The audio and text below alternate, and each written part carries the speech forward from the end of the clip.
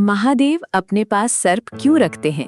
हिंदू धर्म में महादेव अर्थात भगवान शिव का स्वरूप अत्यंत रहस्यमय, गूढ़ और प्रतीकात्मक माना गया है। उनके शरीर पर भस्म, जटाओं में गंगा, मस्तक पर चंद्रमा, गले में नीलकंठ का विष और कंठहार के रूप में सर्प, ये सभी केवल आभूषण नहीं है बल्कि गहरे आध्यात्मिक और दार्शनिक अर्थों से जुड़े हुए हैं।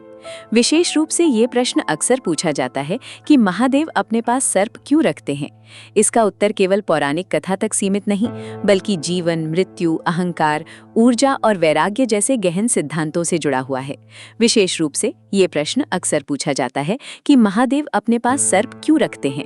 इसका उत्तर केवल पौराणिक कथा तक सीमित नहीं बल्कि जीवन, मृत्यु, अहंकार, ऊर्जा और वैराग्य जैसे गहन सिद्धांतों से जुड़ा हुआ है। 1. सर्प मृत्यु और काल पर विजय का प्रतीक।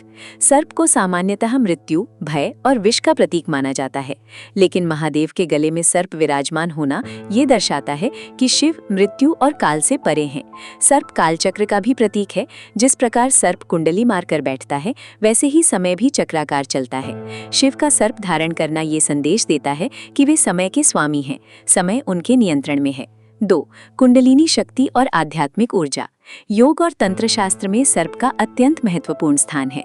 मानव शरीर में स्थित कुंडलिनी शक्ति को सर्प के रूप में ही दर्शाया गया है, जो मूलाधार चक्र में सुप्त अवस्था में रहती है।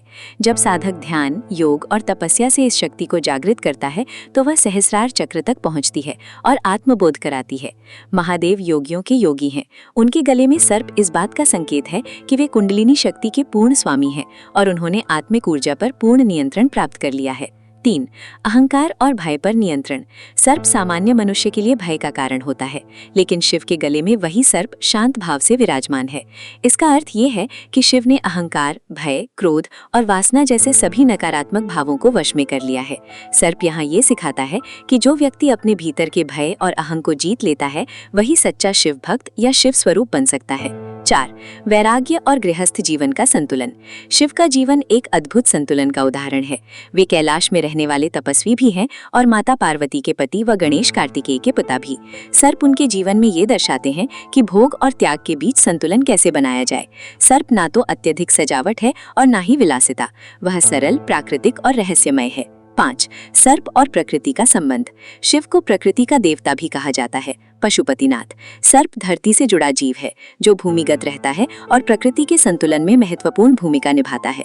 शिव का सर्प धारण करना ये बताता है कि प्रकृति के हर जीव का सम्मान आवश्यक है, चाहे वह भयावह क्यों न प्रतीत हो। 6. नागों के स्वामी। नागेंद्र हाराय नमः। शिव के एक नाम नागेंद्र हाराय का अर्थ है नागों के राजा को हार के रूप में धारण करने वाले। समुद्र मंथन, वासुकी नाग और अन्य पौराणिक कथाओं में सर्पों की भूमिका महत्वपूर्ण रही है। शिव का सर्प धारण करना ये भी दर्शाता है कि वे नागों के रक्षक और स्वामी हैं। 7. जीवन और मृत्यु का संतुलन।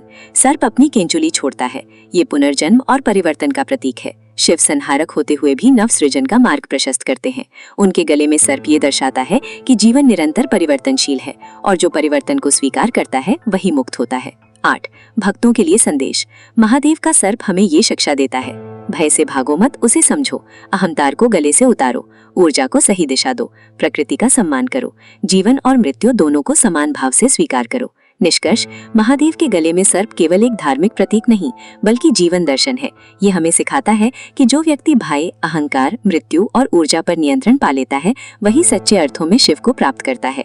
सर्प के माध्यम से शिव हमें बताते हैं कि संसार के सबसे विषैले तत्व को भी यदि सही ढंग से अपनाया जाए तो वह आभूषण बन सकता है। भोलेनाथ का सर्प हमें डराता नहीं बल्कि हमें भीतर झांकने का साहस देता है।